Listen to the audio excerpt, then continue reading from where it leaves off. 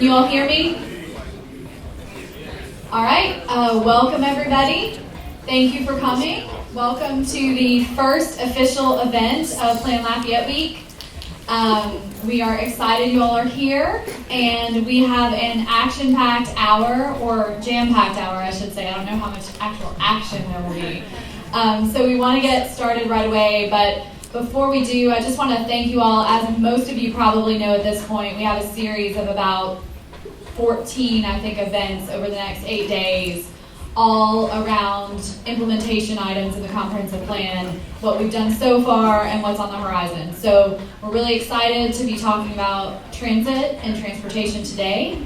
And we are really grateful to our sponsors, Bike Lafayette and University of Louisiana at Lafayette. And so I will hand it over to Gretchen Vanacore to introduce our panel.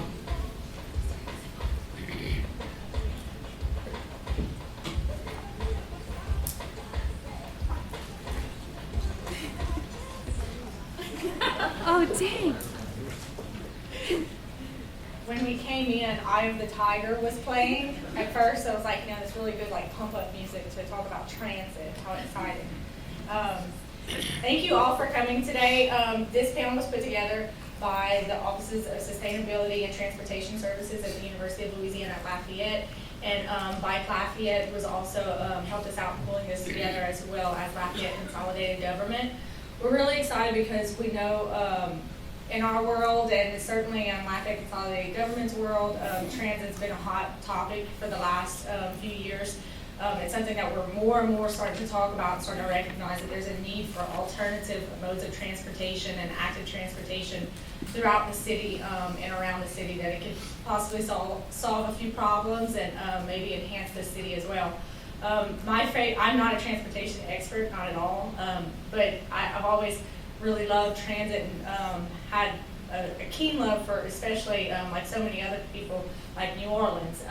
The streetcars in New Orleans, much like the trolleys in San Francisco, sort of make the city. They really, there's something about it that it brings a pulse to the city, and it really is part of it. Anybody from Lafayette who's had the pleasure of going to the last 4 New Orleans Bowls have lots of great memories in New Orleans, and those are certainly some of my favorite ones. But my favorite memory of New Orleans has always been, and it's a very specific date, it's November 11th, 2007, which was actually my first wedding anniversary. My husband and I were in New Orleans, and we decided we wanted to take the streetcar. Hadn't been on it since I was young. So we get on the streetcar, and everything seemed normal at first, and then we get into the Gordon district, and people start honking the horn at us as we're passing by, and people that are running by are waving, and I thought it was a little strange. But the further we got into the Gordon district, there were people that were actually on the sidewalks, sort of tailgating. Ladies wearing hats, they were toasting us as we came by with mimosas and cheering as we drove by. And then I was really confused. I had to explain to my husband that this is not what the streetcar ride is usually like. And it wasn't until we got deep into the heart of the Gordon district and we passed by the Collins Hotel that we saw there was a sign that said, "Welcome back, St. Charles Streetcar." It was almost 2 years after Hurricane Katrina, but it was the first day that the streetcar had come back to New Orleans. And how awesome that the city loved it so much that they threw their own parade for the streetcar. So that's always been one of my favorite memories of New Orleans, and just a true testament to how much transit can become such a vital part to the city. So today, thankfully, we have Mr. James Amdahl. He's now a senior associate at the Merritt Becker University of New Orleans Transportation Institute. He previously served as the director of the Transportation Institute and UNO Center of Urban and Public Affairs. He has extensive experience and expertise in transportation infrastructure development, urban planning, historic preservation, and community design. He served as the associate project manager and private sector NGO president for the planning, design, construction, and operation of Phase 1 and 2 of the New Orleans Riverfront Streetcar. He also authored the strategic policy plan for the New Orleans Riverfront, a project sponsored by the New Orleans City Planning Commission that encompassed the entire 26-mile riverfront corridor within New Orleans Parish. Mr. Anvil served as a consultant on the development and implementation of the statewide intermodal transportation plan and the Louisiana statewide transportation plan. He also currently serves as the chairman of the New Orleans Central Business District Historic District Landmarks Commission and serves on the board of directors of the Louisiana Steam Train Association and Algiers Point Association.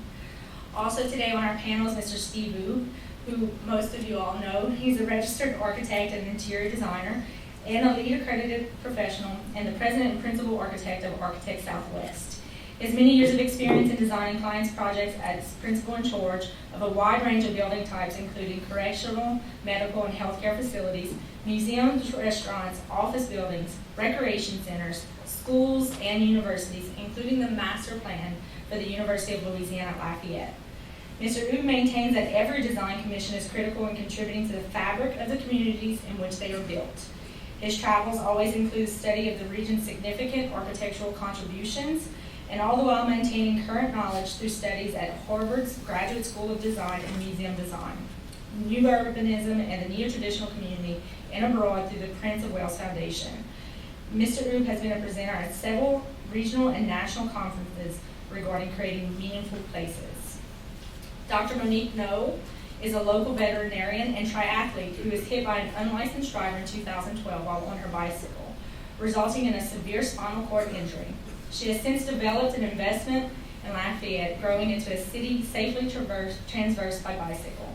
She is now the first executive director of Bike Lafayette, the area's bicycle advocacy organization, promoting cycling awareness, education, and she is also a realtor. To be part of the growing bicycle movement in Acadiana, you can join at bikelafayette.org. Kevin Blanchard was appointed our new Public Works Director for Lafayette Consolidated Government in December 2014. Previously, he served as the city's first Chief Development Officer. Kevin graduated with a degree in journalism from LSU in 1998 and reported for the Baton Rouge Advocate from the Bureau in Lafayette, covering government and politics until 2008. In 2011, Kevin graduated from the LSU Law School. As an attorney, Kevin practiced commercial and oil and gas law at Owen Bain Law Firm. He has a particular interest in open meetings and public records law.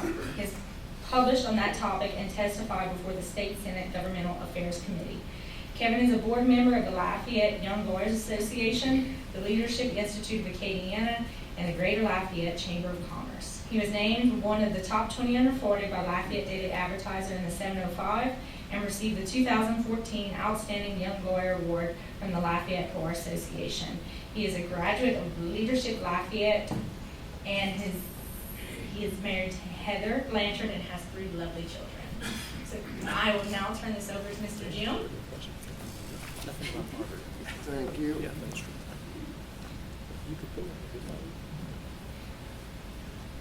Good morning, everybody.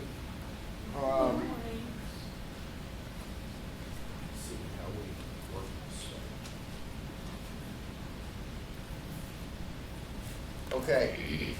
I'm going to talk about the history of streetcars in New Orleans, which is a unique story in that, number one, we've got the oldest, up until Katrina, continuously operated streetcar system in the world.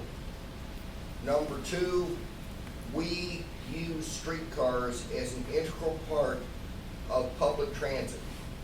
So it comprises 20% of the total daily ridership of the system in New Orleans, which is unheard of. Typically, if cities have a streetcar, they'll maybe get 5%, 4%, 3%. Nobody's got close to 20. Anyway, this is an overview of both passenger railroads and streetcars. This is a view actually along the Mississippi River, and this would probably have been at Esplanade. That's a guess. But the first steam train actually did operate on Esplanade between the river and Millenburg, which was a resort on the lake. And every Saturday night, for those unruly people who got out of hand, they towed a jail on wheels. So if you didn't behave yourself, you got an interesting reverse commute downtown to a box.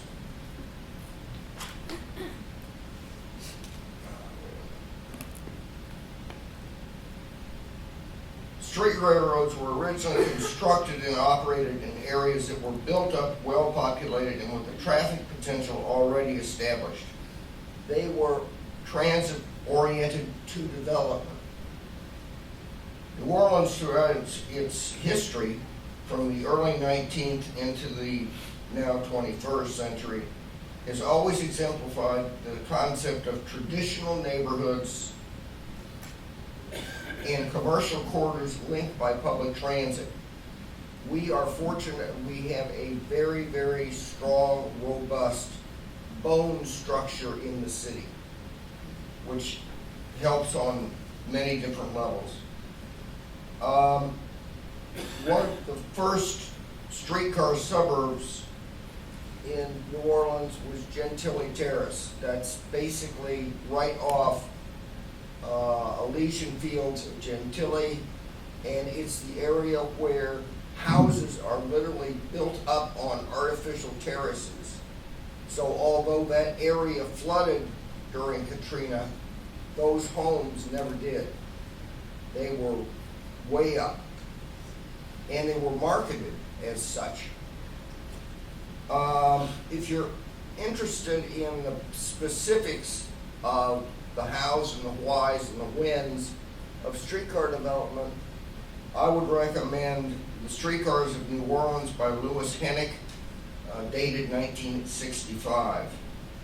Now, financing during this period was basically privately done. They sold shares of stock in companies. I happened to ask a friend of mine who's a historian of public transportation if Lafayette ever had streetcars. To his knowledge and to what we have researched, they never did. The closest you came to it was an interurban proposal to link a series of towns, Lafayette included, that was done in 1912 and 13. It went up for a vote, it did not receive the vote, and it was dropped. This is what I used to call home. This was Millionaires Row. This is the 13 Sisters right in the forefront. This is Camp Street and Julia. This photograph was taken in 1867, so it's a little bit after the golden era of the city, which occurred about 1850, 1855. But at the time that this photograph was taken, one particular company, the New Orleans City Railroad Company, was chartered to construct 6 lines for streetcars, including Rampart and Esplanade. Those began service in 1861. Between 1861 and 1867, the city basically converted all of their streetcars to street railways. The streetcars, most of them, originally were hauled by horses. And then they had a fascinating variety of locomotion sources. They never used humans, but that's about the only thing they didn't use. So electrification came on February the 1st, 1893. And according to the Times-Picayune of that date, electric cars create as much excitement as a Rex parade. This was indeed the ultimate compliment to this new technology. That technology was also introduced at the World's Cotton Exposition, which occurred in 1884, that Audubon Park is a remnant of. So this has got a lot of history behind it. These are some cars at the turn of the century, all of them built by the St. Louis Car Company.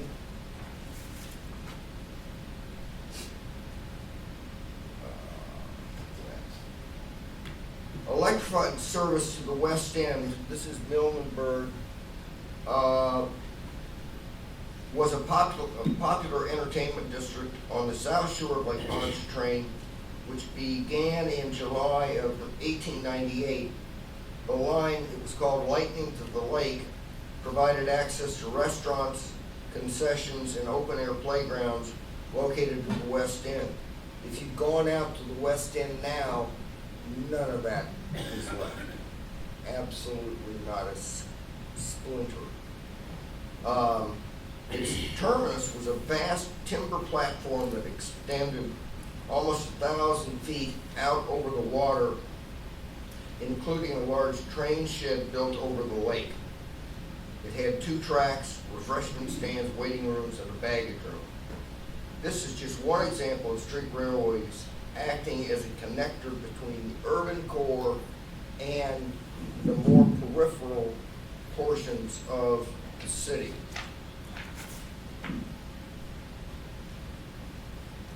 This is Gentilly Terrace. As you can see, the lot has been elevated probably 2.5 feet. And that was by design because the developer sold these lots basically as being flood-proof. And Hurricane Katrina proved him right. But the significance of this is that the Franklin Avenue streetcar connected the CBD with Gentilly. And so they ended up complementing each other. Much like the St. Charles streetcar, which was the first, it was used as a vehicle for selling real estate along the line. Garden District all the way out to Carrollton, which at that time was a separate city. So the streetcars and the streetcar suburbs they served were an example of transit to induce development.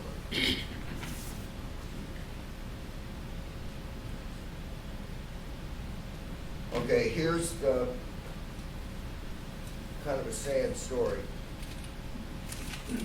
At the peak of the system, we had 221 miles of streetcars in the city. Now, they carried 148 million passengers per year. It was owned by New Orleans Public Service. It had 26 lines, 5 motor bus lines, and they had 367 double truck passenger motor cars, 42 double truck trailer cars, 240 single trucks, a baggage trailer, and 74 work trucks. Now, this system suffered in the ensuing years in part by the opinion that it was not efficient, which was heavily influenced by the propaganda that was shoved down everybody's throat by General Motors and Standard Oil and Firestone, I believe. All of them heavily involved in the bus business. So we weren't alone. What really, though, started the death of streetcars, at least in this format, was a strike. And that strike resulted in lots of problems. The Nazis supposedly hired strike breakers to come in and just beat the striking motormen and operators. And it was one of the largest and lengthiest street railway strikes in the history. Anyone happen to know also what came out of this strike? You eat them probably once a week. Oh boy, right. That's where the term came from. And it was to allow the strikers, for a nickel, you could get a sandwich. And Joe Gendusa was supposedly the designer of the first po' boy. Now, over the ensuing years, every streetcar line except St. Charles Avenue was given up. The last one was Canal Street in 1964. But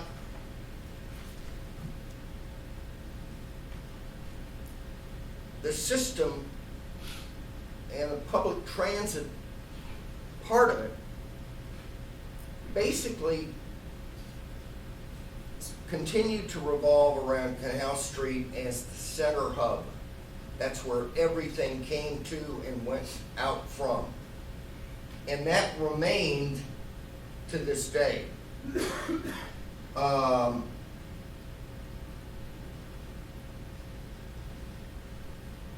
I'll show you. This is just the proliferation of the amount of vehicles. I got into this game in 1984, 30 years ago. And 30 years ago, we had the World's Fair. And the World's Fair's, the significance of it was it opened the riverfront in New Orleans to the people.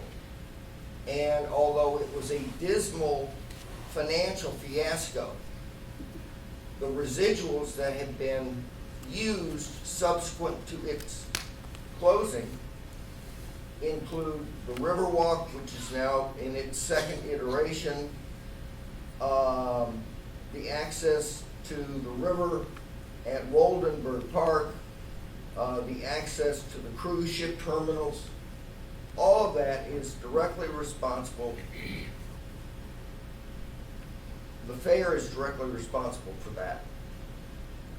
What the fair also did was it identified $1.3 billion of private money, primarily, being invested on a 1.3 mile corridor that happened to be linked by an abandoned railroad track.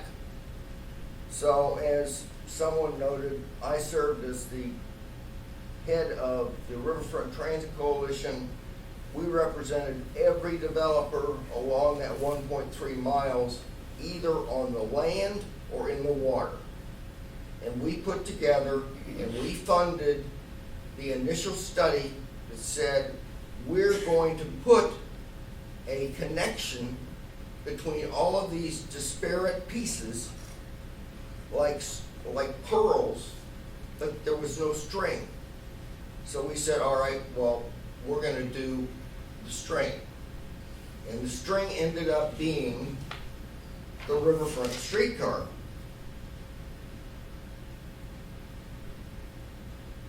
But thanks to the Republicans, the streetcar became a reality in 7.5 months.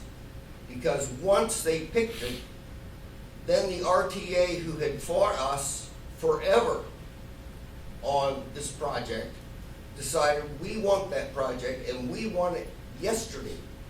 So we had 7.5 months to build it. We didn't have drawings, we didn't have cars, we didn't have an agreement for the right-of-way, but we got it all done.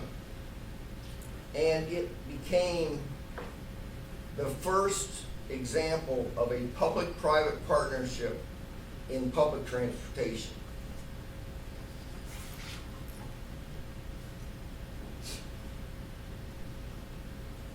It was initially built as a single-track system. It had 4 vehicles. It wasn't much, but it was stormed by passengers day in and day out from the minute it opened.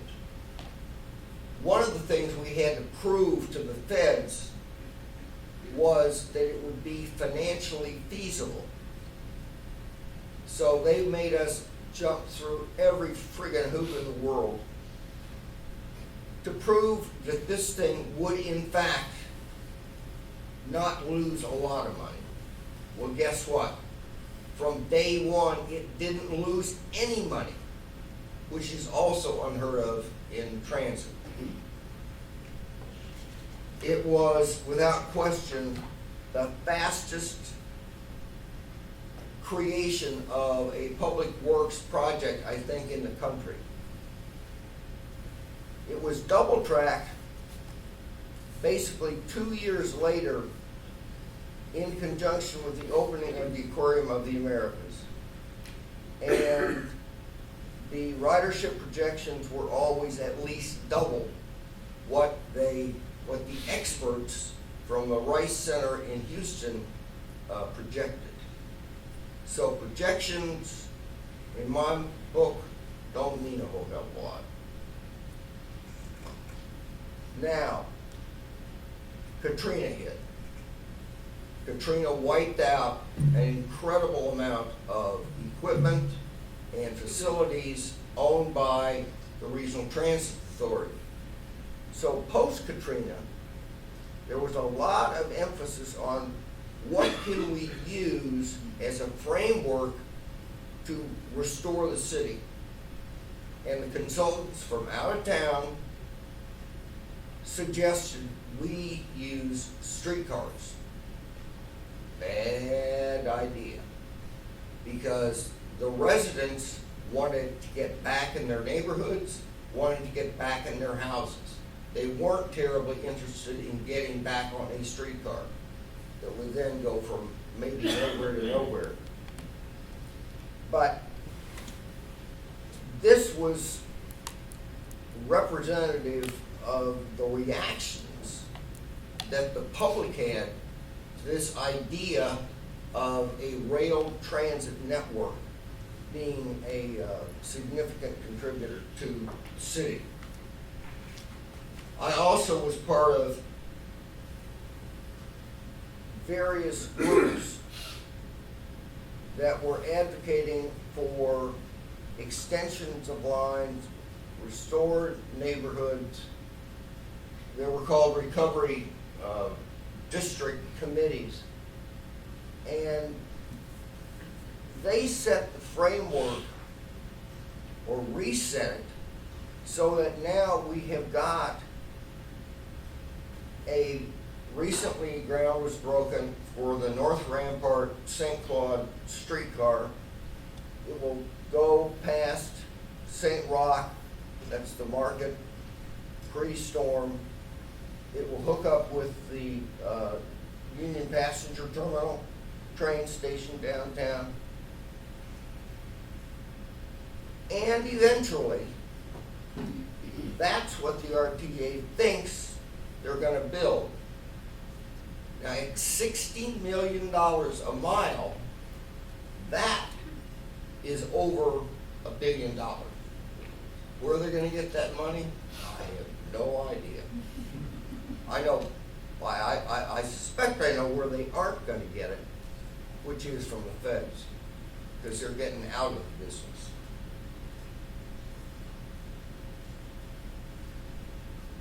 Interesting things have also occurred. Post-Katrina, the project that was identified as the most viable for the Orleans region was a transportation link by rail between the airport and CBD. After the storm, that project was removed from radar. It just disappeared.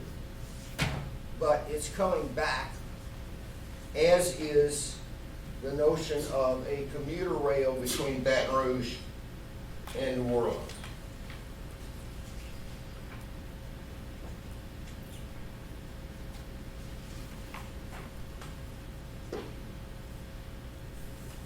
So we'll go to this. If you haven't been to the CBD in New Orleans, this project is being done by the domain companies. It is 4 different residential buildings, a parking garage that they are building. Right across the street is a new Rouse Riverwalk marketplace, specialty marketplace. All of this was on vacant, unused, except for surface parking lots, for the last 40 years, within spitting distance to the dome. So I was doing a project looking at the development dynamics of the Loyola streetcar, which was funded at $45 million from Obama. That had no local money initially. Before it was all over, 45 million grew to 60 million. And the difference came from bond financing that the RTA took out. But the project has in fact done exactly what everybody wanted it to do. Domain would only have done their project had it been for the Loyola streetcar.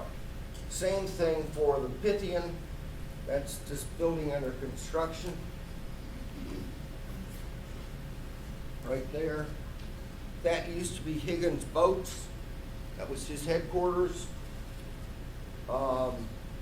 Next to that is the Saratoga building, which is being occupied by medical students, residents, and doctors, all coming hopefully to the medical center. The Holiday Inn Superdome has just undergone renovation.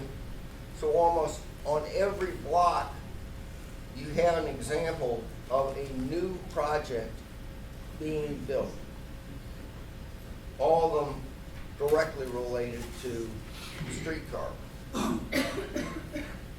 On North Rampart, they hope that the same thing happens. There's no guarantee it will, but the intent is for the RTA to put in a streetcar and try to replicate its spin-offs in economic development. That's a big if, but that's the idea. And eventually, their notion is to get it down to serve Bywater and eventually extend it up and over the industrial canal and into the parish. Now that assumes the streetcar can literally intersect with an active Class 1 railroad. And right now that Class 1 railroad is saying, no, you can't do that. Although they do allow them to do the exact same thing in Tampa. So the dynamics of all of this stuff is constantly moving, but at least we've got projects that continue to build on each other and build on the history of the streetcars in the city. Thank you.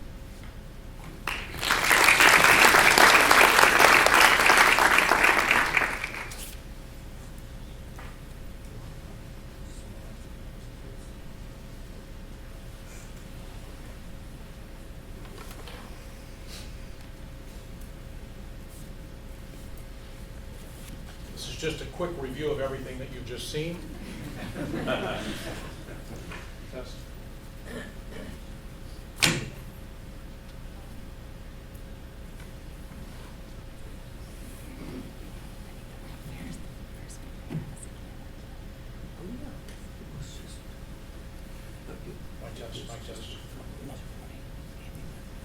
Mic test, good, okay, thank you.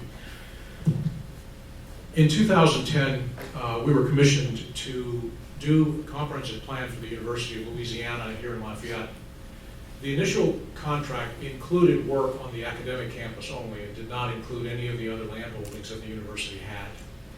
After about a month of discovery, we learned that in order to do justice to the comprehensive plan, we needed to include, at the time, what we referred to as the University Common, which is the property that we currently are seated in. And as you all are aware, the university was in negotiations with Our Lady of Lourdes to acquire the property that was to bridge the two land masses. And so our commission grew, and it was really great because it was important as a regional discussion to have about how does this university really impact the community, and by community I mean Acadia. The first question we asked the students was, you know, you're coming to the university, what is the worst experience that you have had as a student here? Now, you would expect that answer to be somewhat educationally related. Not at all. The answer was the degradation or the perception that after graduating from high school and riding a school bus for 12 years, you were relegated to riding a school bus from Cajun Field to the campus. And it was essentially a demeaning exercise for all of the students that had to use it day in and day out. And so we immediately latched on to that as an issue that could make an impact on the university and the student body.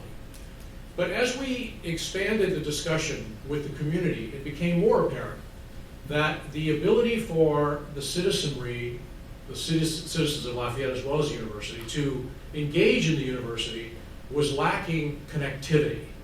And so we started to talk about some options. And one of the first things that Dr. Sagwa gave us as a challenge was, he said, every decision you make, regardless of what it is, whether it's educationally based or whether it's facilities based, must be about sustainability, which was a very interesting commentary from a president who had just taken over with lots of budget issues to say that. I mean, it was kind of enlightening, and it was exciting, and it was something that gave us another thing to latch onto. So we began pulling precedent images, and what you're seeing here are some of those images that we pulled very quickly.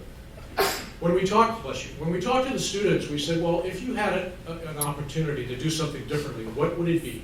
And overwhelmingly what they said was, transit needs to be something special if we're going to have transit, but at the end of the day, we want to park on campus. The second thing they said was, we really like bicycling, but the system that we have today is dysfunctional, so let's try and fix it. So those were the things that began to inform us. So we did a little research, and we found out that West Virginia had in the 70s introduced a light rail system onto their campus to bridge different land masses at the cost of $70 million, which was federally funded. We started to talk about the possibility of using a light rail system within the university system, but that obviously was beyond anyone's budget. What we did find out, though, was that when we asked the question, I made a comment, I said, listen, what's interesting is anytime you do land planning, at the end of the day, the most significant decision you will make is very simple. It's not about education, although this is about an educational master plan. It is about how you move around and how convenient your car will be. And I will be giving you tests as you go through this process, and you will say to me, I will ask you the question, okay, I can spend $1 here to improve education, or I can spend $1 here to improve the convenience of the automobile, and every one of you will choose the automobile. And you think I'm lying, but I'll prove this out. And in the end, that's exactly what happened. We ended up discovering that the automobile controlled every decision we made. And so we put together a little game, and we said, okay, I'm going to let you play a game. First off, I want you to make a decision about building a state-of-the-art school, academic facility. It'll cost you about $30 million. Or you can build a parking garage on campus, which would put you in the center of campus. You can park there day in and out, day out, walk to class. Which one will you pick? And everybody, to a person, picked the $30 million parking garage. pretty significant, including the academics in the group.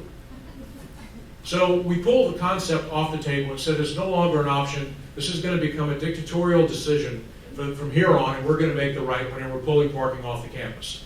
We're taking all of the parking that currently exists, and we're going to put it on the perimeter so that you're going to be forced to walk. And we're going to introduce bicycles, and we're going to introduce bikeways, and we're going to do it in a very non-traditional way. We're not going to add infrastructure. And so that was kind of the approach that we took. And so we developed essentially a new vehicular network. And at the end of the day, it was all about taking what we had, and you've heard this thing ad nauseum now, road diets, where we're taking existing roads, because we've been the recipient of a suburban dilemma, where we've built so much infrastructure that is oversized, that we've been blessed, because now we can come in and we can reinvent it in a way that is very meaningful without spending any real money. Our roads are 13.5 feet wide. We only need 11 perhaps per lane. We pick up bike lanes for free. We slow traffic. Bicyclists are more successful. We pull the bicyclists off pedestrian sidewalks and we put them in the street where they belong. All of those things were done as part of our process. So we reinvented all the streets. And what was very interesting, when we asked students how close the downtown was to the campus, we got some bizarre thoughts. More often than not, 10 miles. It's less than 5 minutes of a walk, 1,320 feet from door to door. The perception was bizarre. So we said, well, why not begin to engage the downtown with the campus and begin looking at ways to enliven the downtown and enriching the campus all at the same time, again, without spending any money. So this network system began to take place. And so, downtown is here. The academic campus is located here. The Lourdes property, the bridging piece, is located here, and this is University Common. And so now we begin to look at this as one network, but it also will include the downtown, which we began to discuss as a core concept, not simply the downtown, the university, and the oil center. We're now a regional draw, and it's a much broader component, which includes all of these uses with a network of streets that begins to take into considerations not only vehicular, but transit in the form of buses today, bicycling, and walking, which is a kind of a new invention that we came up with. And so we started to play the whole idea out about, well, what does the network look like? And here was a transit concept. This is St. Landry, by the way. And if you've driven St. Landry in the last several months, this roadway has actually been redefined. It's a 2-lane roadway now, not 4. Because Lourdes went away. We don't need to move that much traffic. And we've introduced bicycle lanes, which is now a very meaningful connecting tissue from downtown to the campus. And then we started to play with the notion of, if we do transit, and perhaps transit runs down, this is all university rights-of-way, with the exception of this 3-block area. When you get to St. Mary, you come into the campus. We wanted to explore the option of allowing transit to engage University Avenue at the periphery of downtown, so that people who lived in the downtown could begin to engage transit to get back to the university, down McKinley in front of the new Student Life Center, which is a new anchor facility, back down St. Mary and come all the way back to the campus. This is still being explored today. There are lots of issues that have to be worked out. But that was the beginning of a discussion. And the discussion was not simply about buses. The industrial design studio came to us during the charrette and said, why not look at rail? Why not look at light rail or overhead rail? And you in a charrette, you want to listen to everybody's ideas, and some of them are really goofy, and so you say, yeah, well, that's awesome, let's talk about that. And we said, well, at $100 million, we'll do it.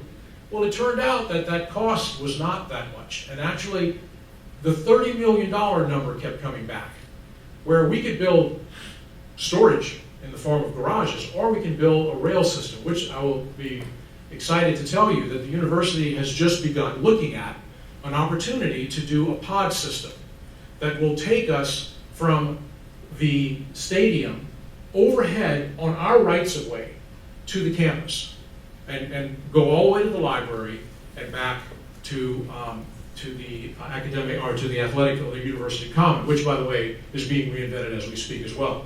That's ongoing, and I'll show you an image of that in a minute. And so we kind of played up the concept. This, you can see Old Time Grocery. The idea that St. Mary would be reinvented. This would be a parking garage, which is located within 10 minutes of every academic building on campus, but it's off campus. And the idea that a light rail system, which would be overhead on our right-of-way, could be introduced and drop off at the new parking deck. So we took every existing street and we began to reinvent it. And we said, okay, so here is University Avenue. It is a section that is 66 feet wide, right-of-way, 48 foot or 40 foot wide paved component. Within that section, we can begin introducing on-street parking, which currently doesn't exist, two-way traffic, parking that would be buffered by trees, meaningful sidewalks, etc. And we reinvented every street that existed within the campus infrastructure, again, without changing any major arterial. I'm going to go through this somewhat quickly. Rex Street in 1984 was converted from a two-way street to a one-way for transit. We're converting it back to a two-way. We're taking all of the parked cars that exist on the right side, we're moving them off campus, and this is going to become a bikeway that will link to St. Julian and come all the way back to the University Common, which in time will become a new life center. Again, all of the street sections were reviewed that way in an effort to introduce bicyclists. And that was the predominant effort afoot. And you've seen some of that take place in the form of bikeways on St. Mary. So we're in the process now, as we speak, of implementing most, if not all, of these concepts. We engaged a company by the name of Tool Design Associates, who was responsible for the bike transit system in Portland, Oregon, and they were part of our charrette team. They came in and evaluated the entirety of the district, including the University Common, to try and understand what are the realities of bicycling in Lafayette. We all know that some of them are pretty treacherous.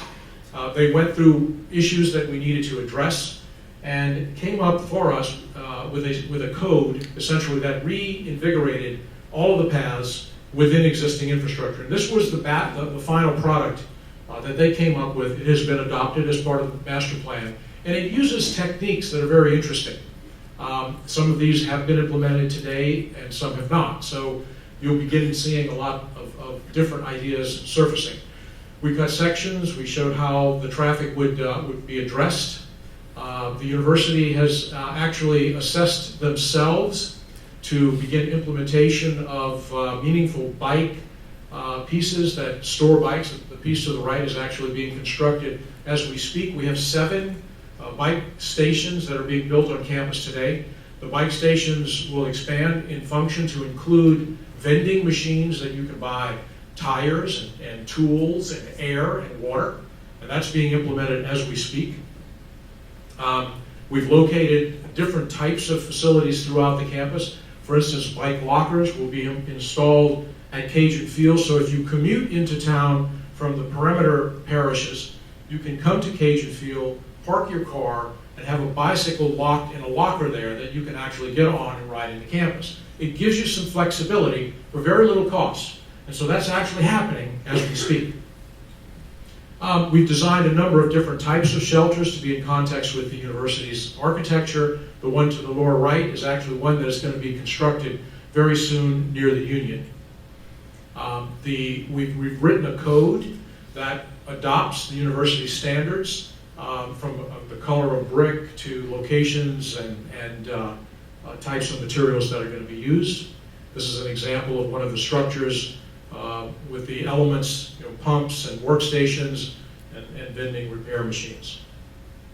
You may have seen this rendering. This was one of the first ideas that were thrown out to create, again, St. Mary was a 4-lane corridor. It was required when Our Lady of Lourdes was in operation. This has been in contention for 25 or 30 years, that why would you have a 4-lane arterial running through the heart of the university? So we mitigated, and we went to a much more walkable, much more pedestrian-friendly and bicycle-centric corridor. And then the university came forward and said, look, let's begin looking at options, and this is the system that we're looking at now. Now, this actually is cheaper than many of the garages that we propose building. We're looking at several routes, and it doesn't stop on campus. This whole idea of doing a campus master plan is about engaging the university and the community in its growth pattern, so that students and citizens are all part of this visionary kind of practice. So we would envision in short order this concept expanding into the downtown, into the oil center, and why not to the Mall of Acadiana. So these are the ideas. We're throwing them out. We're excited about them. They're moving forward. I'm really thankful that you're here. I'm surprised that so many of you are here to hear the story. Thank you so much.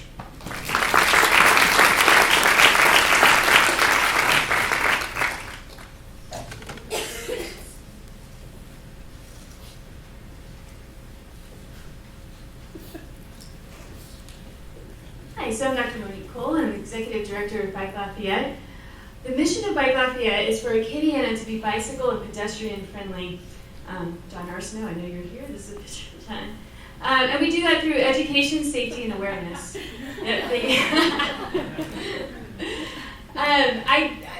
Bike Lafayette is such a great organization right now because it's different than the rest of the organizations that you're hearing about today, because this is completely citizen driven. I joined Bike Lafayette because 2 years ago I was hit by an unlicensed driver from behind, leaving me partially paralyzed. It broke my neck. And for a few months I was in a wheelchair, and I realized that Lafayette is not very accessible by wheelchair, much less by bicycle. So I ended up going with Bike Lafayette. Bicycle advocacy organizations have some of the biggest clout on infrastructure, more than just about anything else, more than government, more than educators, more than anybody. And so because of that, we decided that we can't just advocate for bicycles. We also have to advocate for pedestrians, for disabled, and for transit too. So Bike Lafayette was kind of the way I wanted to go to help improve our city. So I want to talk to you about complete streets. This is a concept that takes into consideration all anticipated users, including pedestrians, disabled, bicyclists, transit, and personal motorized vehicles. And I like this picture better than I like Johnson Street. I just, wouldn't that be awesome if Johnson looked like that? That's my personal thing. Anyway, Johnson Street to me is not a complete street. It has that bicycle lane, and it is bicycle and pedestrian accessible at some points. But it does not take into consideration everything, and you can't access it the whole time. So this is what I like to tell people about. And I want to tell you why we're choosing to go that way. Louisiana, as a state, has adopted this policy, and Lafayette as a local city. So there's been a lot of studies done on why complete streets are a good thing to do. In the 1970s, we used to spend 1/10 of our paycheck on transportation. Today, we spend 1/5. We have doubled the amount of money that we spend on transportation in the last 30 years. If you have a house and a kid, a couple of kids that are driving age and a wife, you're spending more on transportation right now, buying cars and gas, than you do even your mortgage. Portland, Oregon had the foresight to make their city walkable. And walkable means that you can walk around the city or bike around it just as easily as you can using a car. And because of that, the citizens there, on average, save 3.5% more of their paycheck than the rest of the United States, just because they don't have to spend it on transit. The money that you spend on transportation leaves the area. And another way to look at this is that if you replace all the light bulbs in your house with those energy-saving light bulbs, you would save, in the time that it would take you for 1 year to save that amount of energy, you could save in 1 week just by moving to Portland, Oregon, or another walkable city. And we can be like that here. I want to talk about health too. I don't know if you guys recognize this lady. Obesity. The obesity epidemic has tripled in my lifetime. I'm 37 years old, and it has tripled. And we're in South Louisiana, and you know it's worse down here.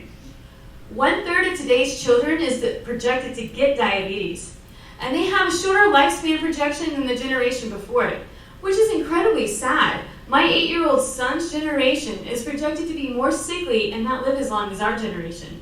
That really scares me. There's a lot of studies out there showing what I'm about to say, but the concept is that non-motorized commuting, for whatever reason, has more impact on health than even daily exercise.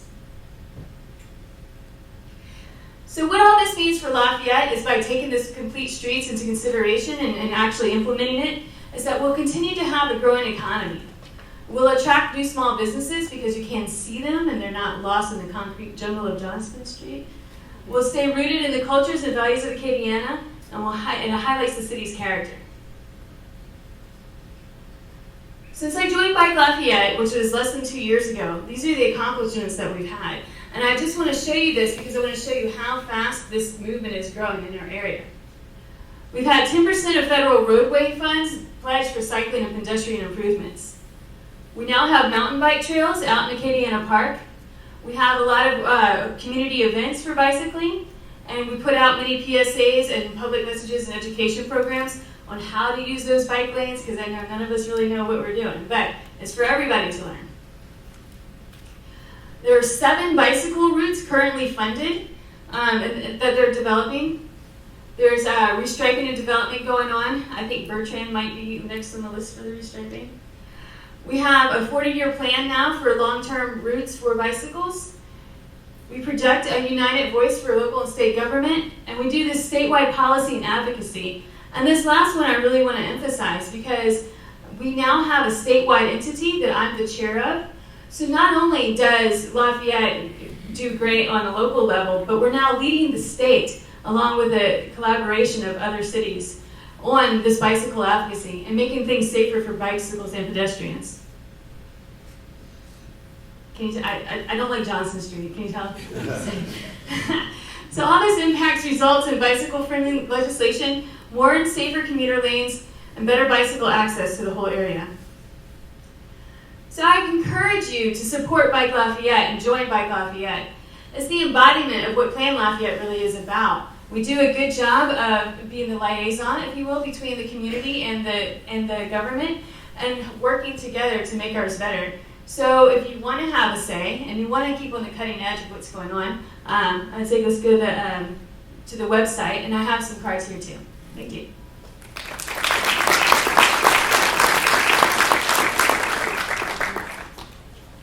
Okay, I know it's almost 1. I know you have things to do today. I do too. But I just got to tell you that if you don't know me or you've never heard me speak before, I often say things I'm not supposed to. And I might just spill the beans at the end of this presentation about stuff I'm not supposed to spill the beans about yet. So stick with me. I work for the city, and I'm kind of here to wrap this all up and talk about how this fits in with our comprehensive plan and where we're going, right? And so, these are our 4 big ideas in the comp plan. You'll start seeing this document this week that just kind of lays out our report card for this past year and what we've been able to accomplish. And a lot of the things that we're talking about today are on that list. We're also going to talk about the things that are going to happen in the next year. I'm going to skip over this briefly, but just to talk, I know there's a UL group here. I want to, if you don't mind, meet me after this in this corner right here because I want to tell you more about this project. But what we've got to do is think about, when we're talking about transit and bike paths and everything else, we have a chicken and the egg problem, right? How does transit fit in our current suburban, setting? So we're rewriting a lot of our development rules right now to allow for denser, higher use, more mixed use, more urbanized setting. Because when you have those urban areas, then it is possible for you not to have a car and to take the bus to places you need to go. Because for your day in and day out, you can shop next door, you can eat next door, and so when we talk about how do we improve transit, how do we get folks to take alternate transit models, alternate transportation models, we've got to provide that. The big opportunity we've got coming up is to plan for the I-49 connector, the corridor, right? That's a 20-year, 30-year project, 5.5 miles of road, but we're going to be starting a planning process in the next few months to look at the corridor surrounding that road and to talk about how do we make this a more transit-friendly, connected environment. Because quite frankly, this is a $1 billion federal project. And enough crumbs will fall off the table when you have $1 billion that you can do some real good work in the area. So we're going to be planning for this area with keeping in mind how do we make these connections. We've got our major bus station right here downtown. How do we make this the hub of a new transit network? Here's some stuff that we're also doing right now. Last night, the council approved us moving forward with the Jefferson Boulevard to Simcoe streetscape project. Continuing the streetscape environment into the Simcoe area, we've got other projects like that, which again try to make a more walkable, bikeable place that development then can come along in that new type of road and be different. I know a lot of you were able to participate in Better Block. Bike Lafayette was an important partner, but for the day we took this area and broke down that large, Steve was talking about, this legacy infrastructure that we don't really need anymore, and how can we turn that into an area that is pedestrian friendly, that encourages alternate ways to get around, and alternate uses. We turned the water tower into a dog park, and so this project is coming. We've got about $1.5 million, and if I can scrape together a little bit more, we will, to basically take what is now a 4-lane state highway where people do 50 miles per hour with bike facilities and sidewalks. And in the meantime, when I talked about how are we rewriting some of our subdivision rules and our zoning rules and our regulations, we can take the character of this area and you can start to see how we can infill these areas and have a walkable part of the community. When Steve was talking about the UL plan, and that's this purple area, and the connections and how UL was thinking about looking at the core as a whole, not just the university property, but just the core of Lafayette. This Bertrand Drive area is kind of the key, I think, to that whole area, because it connects to the horse farm, which in turn connects to the oil center, to UL, to downtown. And you can start seeing that as we develop as a community, this is the section of the I-49 corridor that we're going to be planning, you can see how these connections will happen. And as we grow out over the next 25, 30 years, that we can solve that chicken or egg problem, because we'll be a dense enough place to handle the sort of transit system that will be able to serve that constituency. So this is the sort of an illustration of what we're talking about when we talk about denser and higher, a more walkable system. This is a sneak peek. This is actually not that sneak of a peek. I think we put it on the website last night, but this is a sneak peek at our downtown code and how we're going to be encouraging a more pedestrian-friendly environment, not just in our downtown areas, but in other appropriate areas as well. So here's where I spill the beans. We've had a lot of work underway in the last few months to talk about, and Carly is requiring me to actually show you that this is in the comp plan. This is one of our action items: to improve public transit service and access through technology, educational and marketing materials, and improve shelters and facilities. We have hit a home run on all three of those so far. I'm proud to tell you that we've reached an agreement. We'll soon be rolling out Google Transit. We've had the talks, and we'll be going live very soon once we make sure we got all the bugs out, obviously. But that will allow you to just, for anybody, to get onto Google, just like on the Google Maps, and figure out where the buses are. If you don't want to wait for 30 minutes at the bus stop, you can in real time watch that bus move down the street and time it out. And it'll also allow us in the future to start building some apps so that you'll be able to kind of have a more user-friendly interface.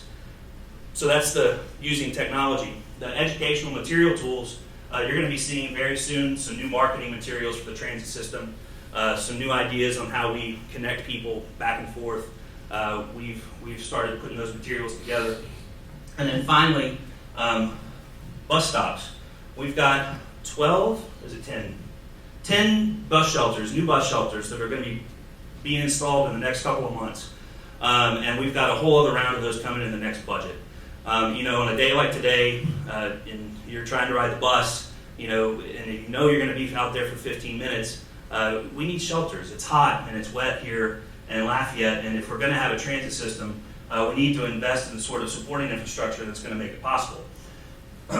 Finally, and Carly, I wasn't supposed to tell you this, but we're going to have free wireless on all of our city buses. That's just a matter of plugging it up and getting it running. But if you can imagine, if you spend 25 minutes every morning getting to work, right? Driving. Well, why don't you spend that 25 minutes before work and 25 minutes after work going ahead and catching up on email, or getting some work done? Let us drive you, right? Because what we've got to do if we're going to improve the system here is not just look at our overall infrastructure and how that ties in, but we've got to be attracting choice riders, people that do have an option. And once we're doing that, then we know that we'll be able to capture those choice riders and build our system even further. And finally, I can't spill the beans entirely on this one because it is above my pay grade. But when we looked at the map that Steve was talking about, and the connections that exist for bike paths through the university, we restriped St. Landry, we've restriped St. Mary. We've got a plan to actually start rolling out bike networks that connect all of these areas and formalizing those connections and demonstrating to people that you can actually get there, right? There's two kinds of, or it's probably 5 kinds of bike riders, but the 2 food groups of bike riders that I think about are folks that want to exercise for bike ride, exercise, go out on a trail, do the mountain bike thing, which is great, but there's also folks that would just like to be able to get from point A to point B, right? How do I get from my house to go shopping? How do I get from work to wherever I need to go? And to do those, we've got to think about, well, where are we trying to get? What are our point A to point B connections? So stay tuned. My hope is that by the end of Plan Lafayette Week, we'll have that news out to you. Can I plug the rest of Plan Lafayette Week now? Go on the website if you haven't already. Search out another event. We've got tons of events lined up, and keep this in mind as you do so. That when we came to the community 3 years ago now, I guess, and started the comprehensive planning process, the thing that we heard the most was, don't just give us a plan and put it on the shelf, right? Don't ask us what we want. Don't ask us what we think about Lafayette, and then go off and plug it somewhere and then do whatever you want, right? And so Plan Lafayette Week is partly to get you excited about the work that's coming, but it's also our report card. It's to let you know that we listened and that we've been working on that implementation. So whatever your interest is, there's something for you in Plan Lafayette Week.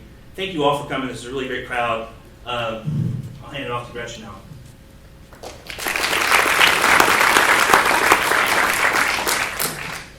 So I know we ran just a little bit over.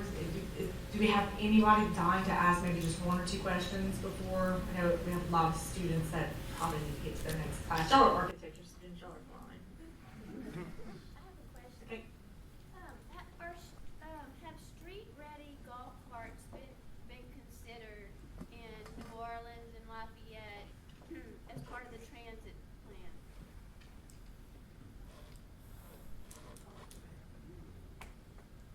No. But that doesn't mean they can't be. I have no idea what the legal ramifications are of street-ready golf carts.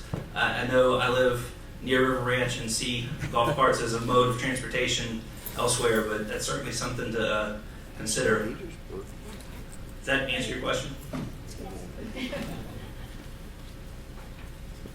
Sir? I've got a question. I think, and hopefully everybody shares this sentiment, you've got a city full of people who want to do something to help get all this moving forward. I fully trust you guys. I know all of y'all. You guys are doing a phenomenal job. But what can we as citizens, as believers in a better Lafayette, as people who have a little bit of time, a little bit of money, a whole lot of energy, is there a list of things that we can do? Is there task items? Is there something that can move us from being passively involved to being actively involved in leading the charge with you? Yeah, and I'll just say that Plan Lafayette Week's a good example. There's a lot of organizations that are partnering here, and so if you look through our brochure and you see an organization that you're in or you're interested in being in, whether it's 705 Bike Lafayette, that's a good way to get plugged in. But Hey Zach, so there are some things you can do. I would encourage you to join Bike Lafayette, so that's one way, because we have several volunteer opportunities through there.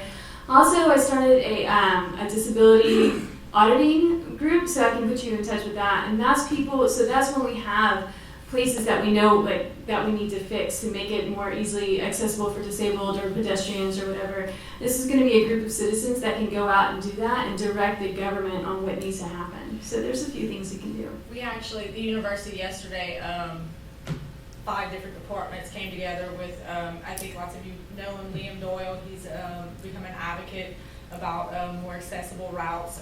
We did an audit through the university. We're going to be developing a preferred routes plan for wheelchair-bound students or people who are just going through our campus. Certainly, I mean, you know about 705 for sure. Another really good Plan Lafayette event that would be great for anybody who wants to get involved. Tomorrow night at Rosa Parks, I think we still have a few spots open. No, we're done. But see if you can sneak in. Maybe you can sneak in. I think you could probably sneak in 1 or 2 people. But we'll be unveiling the neighborhood toolkits that Emily Newstrom's been working on so diligently, and we're very excited the work that they've done. But it is for all the different neighborhoods to take on some of these tactical urbanism projects and really start implementing them in your own neighborhoods. Certainly riding the bus is something that we've been talking about it. If any of you haven't taken the bus before, I challenge you to do so. I've done it a few times, and it was actually quite pleasant to like sit and play on my smartphone rather than curse at people in traffic. So those are, just some of the things that, really start to do some of the things that you preach about or you hear us preach about, are the things that we're really trying to implement across the city, the campus, and throughout the parish area. Just briefly too, the easy answer is stay involved. We always overlook the fact that we're waiting on other people to tell us what to do. There's so much information out there, just get involved. At the end of the day, there are 9 people who control all of the work we've done. We need them to vote the right way, and we need the pressure of this kind of population to bear on them to make them understand how important it is to this community and to the future of this place to make it happen. That's the answer for me. And Bob, I think you need to go to council meetings. Why not change the bus system to emulate the school bus routes so that you could get the buses deeper into the neighborhoods? And if I wanted to walk to a neighborhood bus stop on a school bus route, I'm talking a few blocks. If I wanted to catch a public bus, I have to walk 2 or 3 miles. Plus, you can financially merge with Money. I mean, to have that sort of route density with the expected ridership that you would actually get would just be too cost prohibitive. Now, I'll tell you the alternate answer to that question though is to think about the way that we actually build communities. I mean, when you're operating a bus system in what is mostly a suburban city, then you've got those long spread out distances and neighborhoods that are difficult to get into. But as we develop a denser, more walkable city, that also means that those transit routes will be within walking distance from a higher and higher percentage of people. So why not use the school board budget and merge it like they've done in Boulder? I don't know. It's good idea. All that money, all that underuse of capacity, and you got to pull money on another. I know the school a much higher percentage of the school board's budget is devoted to transportation. I mean, I'm sure that's probably a 10, 15, 20% of their budget, whereas we operate a transit system on a shoestring. Yes, ma'am. I haven't ridden the bus since I worked downtown, but one of the restrictions that I have where I live, which is a block hill bus stop, is that there was at that time no Johnson Street Express that just went from one end to the other and back. Is that in place yet? Yes, thank you. Actually, I was supposed to also say that. We've redrawn our routes. We've changed many routes. There is now a route that just goes up and down Johnson Street, the mall to UL downtown area. And so we now have 3 bus routes that are on Johnson Street at some point. And so you go from what were 45 to 30-minute waits to closer to 10-minute waits for a bus on Johnson Street. But yes, that was actually on my list. And more question. Yes. Has that route been extended all the way to the south side library? Yes.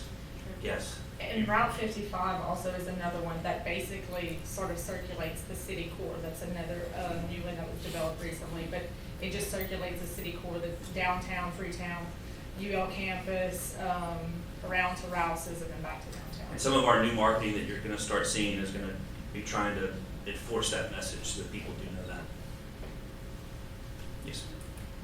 I just wanted to emphasize how important it is for the city and the planners to be looking at how they can expand access for people with disabilities. Several people have mentioned that, but whenever you're putting in a bike lane or changing the parking or changing, a street, you should be changing the sidewalks, and we have so much work to do here in Lafayette to make it just minimally accessible for people in wheelchairs. The same goes for public transit. I mean, I know our buses are accessible now, aren't they all? And we have a paratransit system, but there hasn't been a single accessible taxi cab, I don't believe, in Lafayette. And now we're getting Uber in here, and we're getting opportunities for more cab service, and we really need to be focusing, whenever we're talking about, I would love to see something on the report card every time you put one out that addresses the needs of citizens with disabilities, because they've been overlooked for too long here. Yeah, excellent point. Yeah. I'd like to see whatever we can do to encourage people to park their cars. So I'm really excited about Uber skipping partnered with us to promote people riding the buses more, and at night when we go out, being able to take a safe, it's not transit, I guess, but a cab service where we can just keep our cars parked, have less clutter on the streets, and I'm hoping that regulations y'all are looking at or something like that, they encourage Uber and other alternative transportation Right. outlets to help us. Right. So we can cut down on BWIs and clear the clutter. And traffic. Right, traffic on the streets. Yes, sir. Speaking of rules, does the city have any plans to regulate their activities? Yes, sir. We are actually in the process of rewriting our taxi cab ordinance, which has been around for a while, hasn't been updated. So we were actually doing that prior to the Uber announcement, but we will be having a more modern taxi cab ordinance that takes a kind of a common sense regulatory look at all vehicles for hire. So what's their actual orders? Where can they actually go? Can they only allowed to stay in Lafayette? Can they go to Youngsville, Broussard? I don't know.